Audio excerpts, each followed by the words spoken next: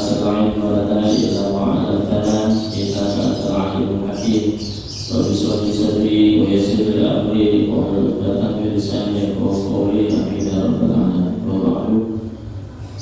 Pertama-tama kita tidak lupa bersyukur kepada Allah Subhanahu wa taala atas segala-galanya, nikmat iman, Islam, sehat dan umur, sehingga kita semuanya alhamdulillah masih diberikan kesempatan oleh Allah dalam rangka menjalankan taat, menjalankan salat subuh berjamaah dan juga taat. Mudah-mudahan Allah Subhanahu wa taala menerima segala amal ibadah kita, kemudian menghapus segala dosa-dosa dan kesalahan yang kita berbuat, memasukkan kita dengan selamat ke surga-Nya. Amin ya rabbal alamin. Salawat dan salam senantiasa tercurah kepada junjungan baginda Nabi Muhammad sallallahu alaihi wasallam. Mudah-mudahan kita semuanya diakui sebagai umatnya beliau, diakui sebagai umatnya yang menghidupkan sunnah-sunnahnya, diakui sebagai umatnya yang benar-benar cinta kepada beliau. Amin ya rabbal alamin. Hadirin yang dirahmati Allah Subhanahu wa taala, pagi hari ini kita akan membahas satu hadis Nabi sallallahu alaihi wasallam. Yang hadis ini cukup terkenal dan sering sekali kita mendengar hadis ini. Karena hadis ini adalah merupakan sebuah dalil petunjuk bahwasanya wajib bagi kita hukumnya mencintai orang-orang soleh, mencintai para wali kekasihnya Allah Subhanahu wa taala. Jadi Nabi sallallahu alaihi wasallam ketika itu kedatangan seorang badui. Badui itu orang ajam atau orang awam, orang yang tidak memiliki ilmu, tidak pandai, orang yang busuk, orang yang biasa. Kalau bahasa kitanya orang badui, orang Dayak ya. Datang kepada baginda Nabi sallallahu alaihi wasallam, tiba-tiba dia tanya, mengatakan mata asa kapan terjadi kiamat. Berarti itu pertanyaan sudah 1400 tahun yang lalu. Jadi ditanya oleh badui ini, Nabi mengatakan memangnya apa yang telah kau siapkan untuk hari tersebut. Alangkah kagetnya para sahabat mendengar jawaban badui ini ketika ditanya oleh Nabi hal tersebut. Kata badui itu mengatakan, saya akan nyiapin apa-apa. Ya, artinya tidak beribadah tidak seperti ibadah para sahabat, tidak luar biasa seperti ibadahnya Sayyidina Abu Bakar, Sayyidina Umar, Sayyidina Utsman. Luar biasa kita dengar bagaimana riwayat dan kisah tentang ibadah mereka semua. Orang Badui hanya mengatakan, saya hanya punya satu modal. Beliau mengatakan, uhibbullaha wa rasulahu, saya cuma cinta kepada Allah dan kepada Rasulnya. Maka Nabi sallallahu alaihi wasallam mengatakan, anta ma'a man ahbabta, engkau besok di akhirat akan bersama dengan orang yang engkau cintai. Pertanyaannya, berarti besok ini Badui sama siapa? Sama Rasulullah, Nabi sallallahu alaihi wasallam. Maka ini hadis atau ini kejadian adalah salah satu kejadian di antara banyak kejadian yang membuat gembira para sahabat. Wih, keren loh, modal cinta doang, modal cinta kepada Rasul sallallahu alaihi wasallam dan kepada Allah, maka orang itu nanti akan dihubungkan bersama Nabi. Dalam artian walaupun ibadahnya pas-pasan, berarti kan cinta itu luar biasa ya. Adalah satu amalan di dalam agama ini yang barangkali itulah amalan yang paling mudah yang bisa dilakukan bagi orang-orang yang barangkali kurang di dalam beramal, kurang di dalam kesungguhannya kepada Allah Subhanahu wa taala, tapi punya modal cinta. Nah, pada saat itu ada Sayyidina Anas bin Malik radhiyallahu anhu. Sayyidina Anas itu mengatakan, saya tidak pernah gembira segembira ini. Bahkan Anas mengatakan, ana uhibbullaha wa rasulahu wa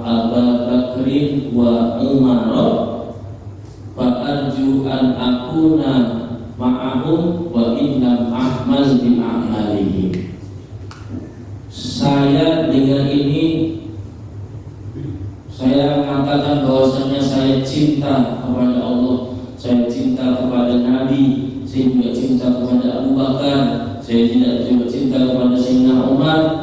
Walaupun saya berharap akan bersama dengan mereka ini orang-orang yang soleh, walaupun saya ini tidak beramal sebagaimana mereka beramal. Jadi masyarakat hadirin yang dirahmati Allah Subhanahu wa taala, maka ini luar biasa cinta di dalam agama ini, sampai-sampai beberapa generasi setelahnya Imam Syafi'i. Kenal Imam Syafi'i kan? Belum. Bang PI Syafi'i itu. Imam Syafi'i Muhammad bin Idris namanya. Sampai Imam Syafi'i sudah mengatakan wahibus salihina wa lastu minhum. Saya, kata Imam Syafi'i, cinta sama orang-orang soleh. Padahal yang soleh siapa? Imam Syafi'i. Coba Imam Syafi'i radhiyallahu anhu, salah satu imam mazhab yang sebelum belajar kepada Imam Malik sudah hafal kitab Al-Muwatta yang begitu tebal. Beliau adalah pakarnya di dalam Al-Quran, pakarnya di dalam hadis, pakar usul fikih, ilmu fikih, semuanya pakar di dalam agama, baik di dalam sikap dan sifatnya. Beliau adalah orang yang zuhud, orang yang warok, maksiat dikit aja. Melihat apa itu waktu itu? Melihat betisnya perempuan. Dalam maksudnya perempuan itu pakai gamis lengkap, cuma karena tertiup sama angin kencang kelihatan betisnya. Imam Syafi'i ngeliat. Tiba-tiba beberapa hafalannya kan hilang. Kemudian datang kepada Imam Syauqi, Imam Waqi, datang kepada Imam Waqi gurunya, guru kenapa nih saya ini hafalannya ada-ada, gitu kan? Ternyata gara-gara hanya melihat aurat perempuan yang tidak disengaja. Sampai begitunya dijaga atau terjaga pandangan mata daripada Imam Syafi'i, maka pantas beliau disebut sebagai nasir sunnah. Disebutnya panggilannya adalah penolong sunnah, menghidupkan sunnah-sunnah Nabi Sallallahu Alaihi Wasallam.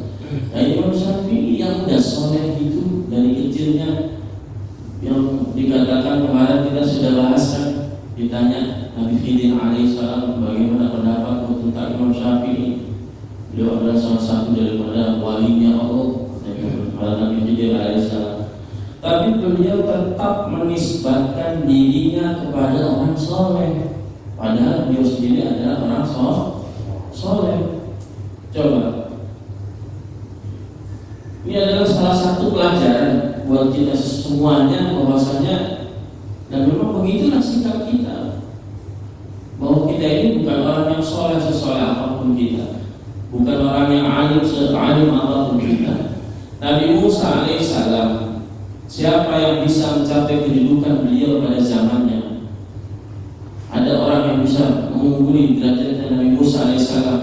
Beliau adalah disebut kalimullah, orang yang bisa dapat berbicara langsung dengan Allah Subhanahu wa taala.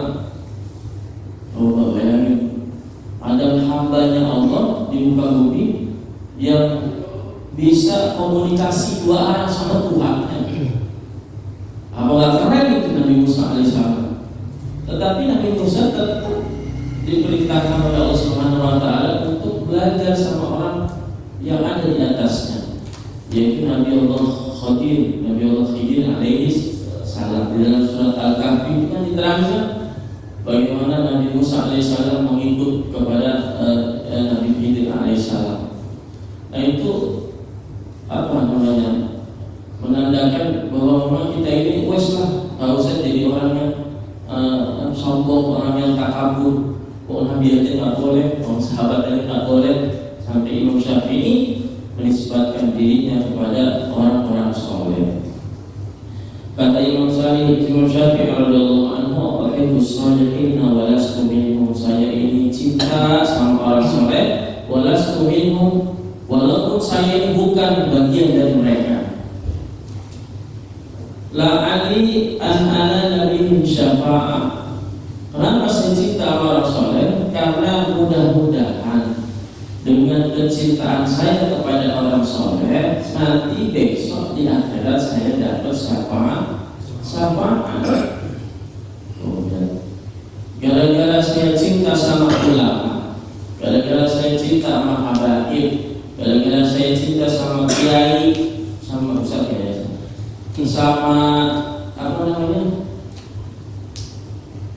syekh, maka boleh jadi karena kecintaan itu kita akan diberikan syafaat, bahkan akan bersama mereka nanti di surga Allah Subhanahu wa Ta'ala. Dan kata Imam Syafi'i, saya ini benci kepada kemaksiatan walaupun saya adalah orang yang pernah melakukan kemaksiatan.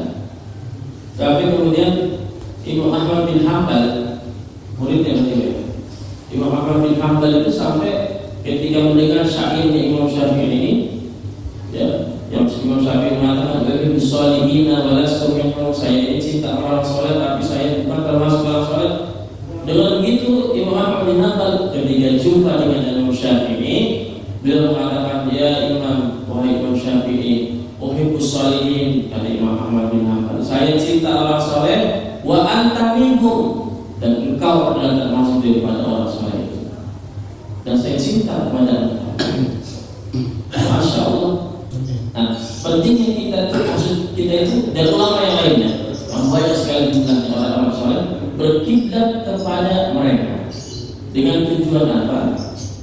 Dengan tujuan agar di dalam hati kita ini timbul kecintaan kepada mereka itu, dan nanti kita mudah-mudahan mendapatkan syafaat dengan berkat mereka. Nabi SAW pernah mengatakan, beliau mengatakan apa namanya, alaikum bimujalasatil ulama. Hendaknya kalian, kata Nabi, duduk di majlisnya para ulama. Dalam kitab Nasihat Ibad itu diterangkan al-ulama itu ay al-amilin. Ulama yang mana? Yaitu ulama al-amilin. Ulama itu kan asal katanya alima ya'lamu, tahu. Ulama itu adalah orang yang tahu ilmu. Referensinya banyak, hafalannya banyak. Apa yang dimaksud ulama hanya sekedar itu? Tidak. Ai al-amilin, tetapi juga yang mengamalkan ilmunya. Ai al-amilin, yang mengamalkan ilmunya. Maka Nabi SAW, alaikum bimujalasatil ulama. Wahai kalian semua, hendaknya kalian duduklah di majlisnya para ulama, wastima'i kalamil hukam, dan dengarkanlah ucapan-ucapannya orang-orang al-hukama, orang-orang yang bijaksana. Hukama itu adalah orang yang mengetahui dengan betul bisifatillah, bidatillah, dengan sifat-sifatnya Allah Subhanahu wa Ta'ala. Jadi kalau kita mau jadi orang yang selamat, yang pertama harus duduk di majelisnya para ulama dan dengerin kata-kata dari orang-orang yang bijaksana, sehingga duduk dan apa yang kita dengar dari telinga kita adalah sesuatu yang bisa menambahkan iman, bisa menaikkan iman kita, bukan sebaliknya turun. Karena fa inna Allah Ta'ala yuhyil qalba al-mayyita bi nuril hikmah. Karena sesungguhnya Allah itu menghidupkan hati-hati yang mati itu bisa hidup itu. Tadinya hatinya mati, tadinya hatinya keras, bisa hidup dengan cahaya hikmah, dengan adanya cahaya, dengan adanya nur hikmah, nur ilmu, nurnya para ulama dan hasilnya mereka. Jadi ambillah ini kesempatan ini, mudah-mudahan kita termasuk ke dalam golongan orang-orang yang cinta kepada para ulama. Kata Sayyidina Abu Darda radhiyallahu anhu, siapa? Abu Darda. Jangan mana? Abu Darda atau Abu Darda? Radhiyallahu anhu, beliau mengatakan, mengungkapkan beberapa ungkapan yang luar biasa. Beliau mengatakan, laulal qiyamu bil ashar wa suhbatul akhyar makhtartu al-baqa fi hadhihi dan semuanya Rasulullah. Kata beliau ini mengatakan, seandainya tidak ada sholat malam, berdiri bil ashar pada waktu sahur, maksudnya sholat malam. Seandainya tidak ada sholat malam, umpamanya orang sholat, kemudian wasuhbatul akhyar, berteman, bersahabat dengan akhyar. Apa akhyar? Orang-orang yang dipilih, orang-orang pilihan Allah Subhanahu wa Ta'ala. Seandainya tidak ada dua hal tersebut, sholat malam sama kumpul sama orang soleh, kumpul sama para ulama, maka beliau mengatakan makhtartul baqa fi hadhihi dar.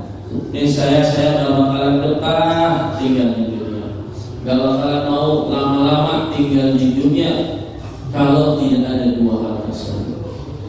Jadi ini penekanan buat kita semuanya, pentingnya suhbatul akhyar, berteman, duduk di majlisnya orang-orang soleh. Karena kata Nabi SAW, perumpamaan majlisnya orang soleh itu bagaikan kita berteman dengan penjual minyak wangi. Yang minimal kita dapat apa? Wanginya. Kalau nggak dikasih minyak wanginya atau diutangi minyak wanginya, minimal kita nyium wangi udah enak, udah utuh. Sama orang yang dekat sama tukang pandai besi. Aku coba main jauh sama teman akrab tukang bengkel.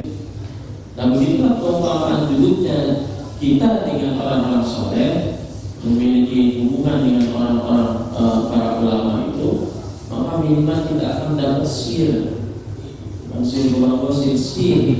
dapat apa namanya, dapat curahan rahmat Allah Subhanahu wa Ta'ala. Nabi pernah bilang begini,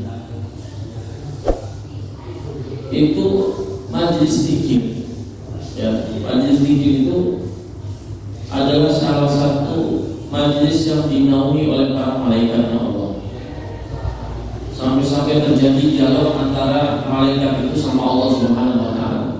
Pokoknya kalau ada hilal dzikir atau riyadul jannah disebutnya, ya, taman-taman surganya Allah, itu malaikat pasti mampir di situ.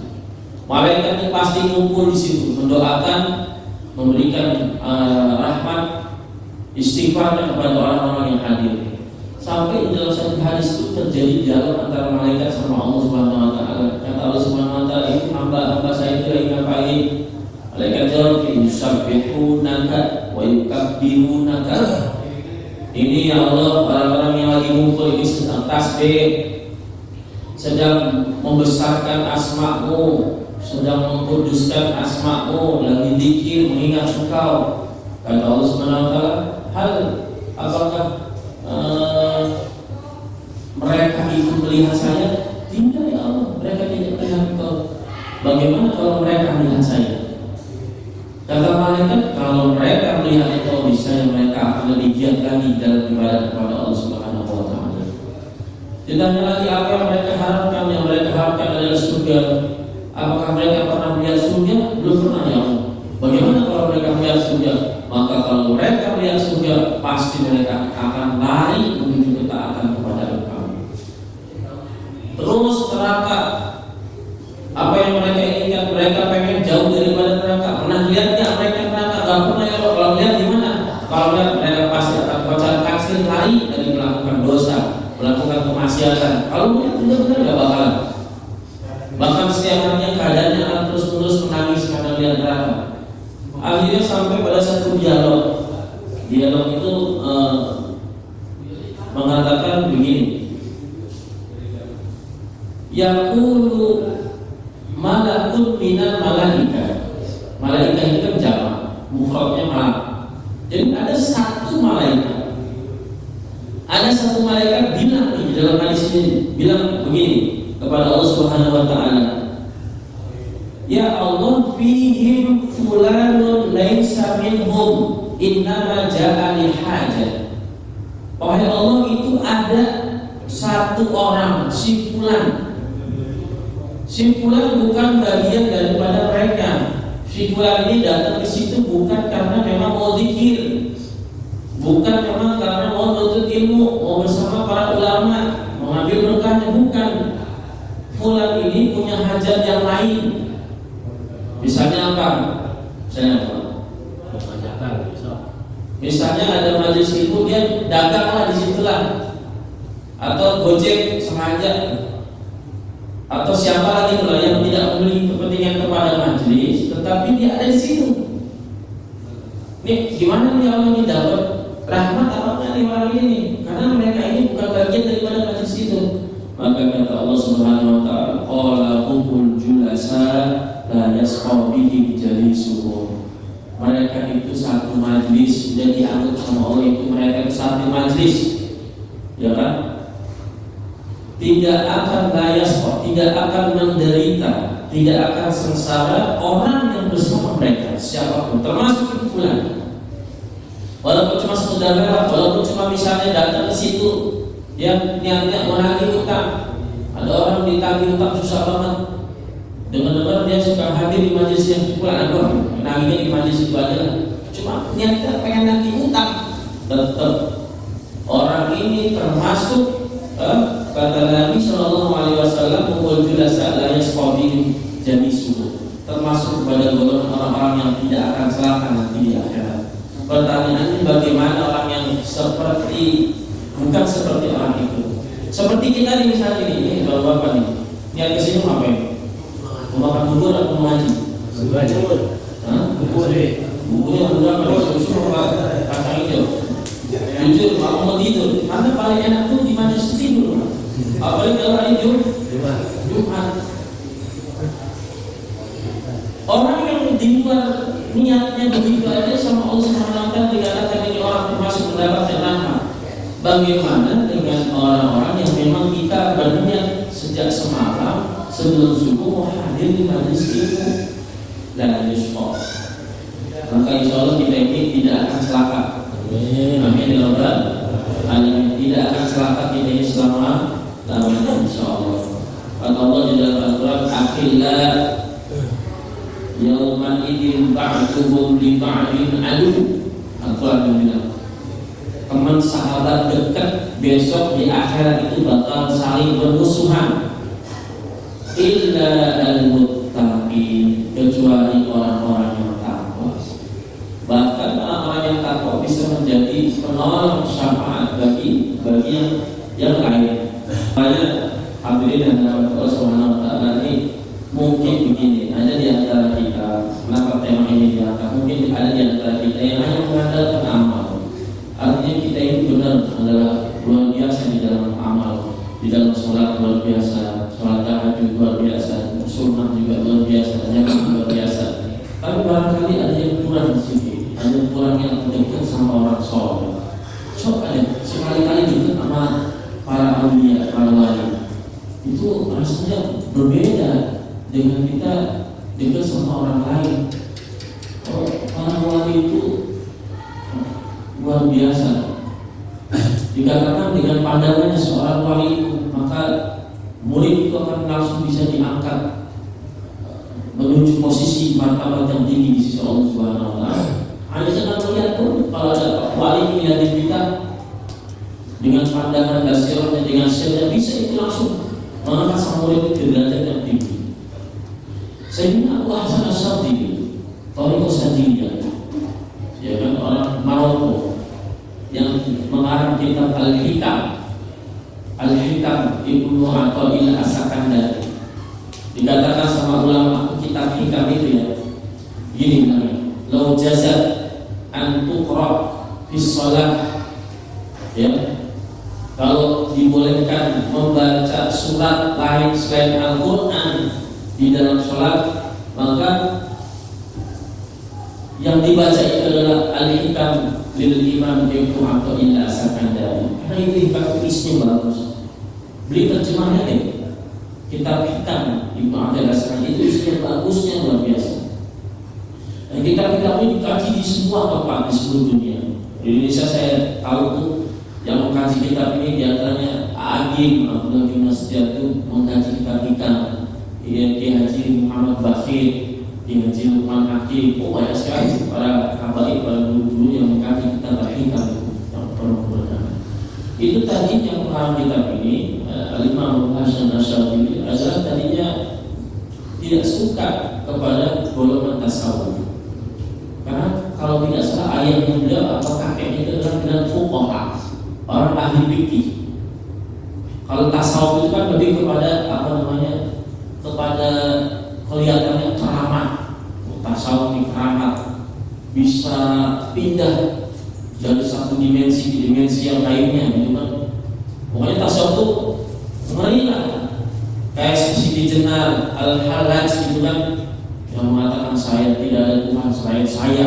Itu panjang lah. Tasawuf itu kelihatannya adalah ajaran yang sampai sekarang juga dianggap sesat, karena ada yang mengatakan telah keluar dari syariat, padahal tidak. Nah, kakeknya ini amat benci kepada Al-Imam Abu Hasan Asy'ari, guru daripada gurunya Imam Ibnu Athaillah. Tetapi memang di dalam kitab itu Lataiful Minan, kalau masalah itu memang sudah diprediksi ini nanti kakeknya benci sama saya, kata beliau. Kakeknya benci sama saya, pokoknya ini ya nanti entah siapa cucunya pasti akan datang ke tempat ini. Benar datang siapa Al-Imam itu dan akhirnya jadilah dia seorang yang menekuni dua bidang keilmuan sekaligus. Beliau adalah termasuk daripada minal fuqaha wa minal tasawuf, ahli fikih, ahli tasawuf gabung di sana, yang dimiliki oleh Al-Imam Ibnu Al-Sakandari. Beliau murid dari Al-Imam Abu Abdullah As-Susi, murid daripada Imam Hasan Syadzili. Nah, ini berkat karena datang ke majelis ini, berkat mujalasatul ulama, duduk bersama para ulama. Tiba-tiba Imam Abu Hasan Syadzili dikatakan oleh Imam Abu Hasan Syadzili, kok anda ini nggak punya kitab sih? Nggak ngarang kitab, bahaya ulama yang lain, ulama besar, coba ulama punya kitab. Syaikhul Qadir Jailani punya kitab, Imam Abdullah bin Haddad punya kitab, Imam Syafi'i punya kitab, Imam Ahmad bin Hanbal, Imam Malik, semuanya para imam itu pada punya kitab. Imam Suyuti, Imam Qurtubi punya kitab. Anda nggak punya kitab? Kata beliau, nanti saya, murid saya lah kitab saya. Benar terjadi. Ternyata muridnya Al-Imam Ibnu Athaillah mengarang satu kitab namanya Al-Hikam, dan itu kita belajar sampai sekarang, isinya luar biasa. Sampai ada ungkapan ulama yang tadi itu, seandainya boleh dibacakan surat selain Al-Quran, maka akan dibacakanlah kalamnya Al-Imam Ibnu Athaillah sebenarnya. Itu semua adalah berkat hadirin memuja satu ulama. Hendaknya kita ini duduk dengan para ulama. Jadi kalau ada yang sholat pribadi di rumahnya, ya, sholat pribadi di rumahnya, atau mainnya dekat kan kurang jauh, main ke tempat yang jauh.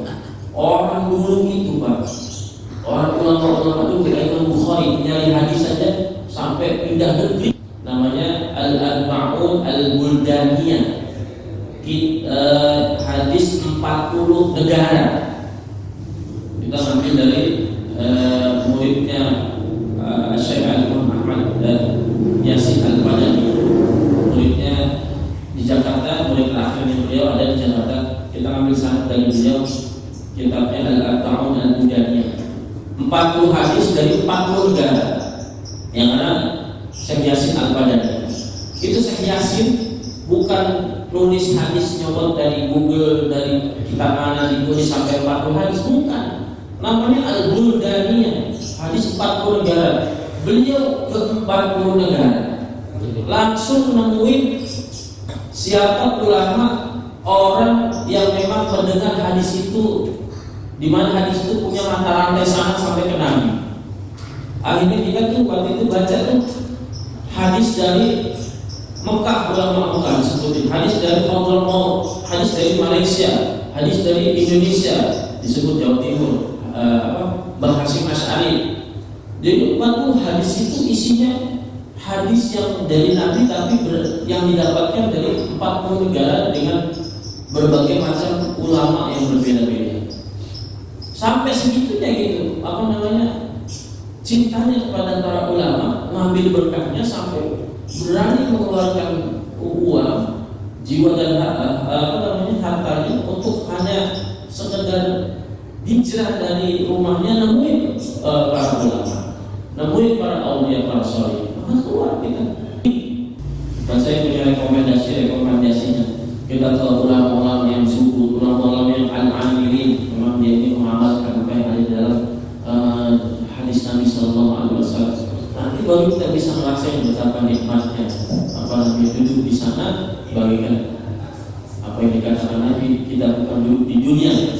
duduk di surga Allah Subhanahu wa taala, di taman surga Allah Subhanahu wa taala. Mudah-mudahan bermanfaat. Mohon maaf atas segala kekurangan.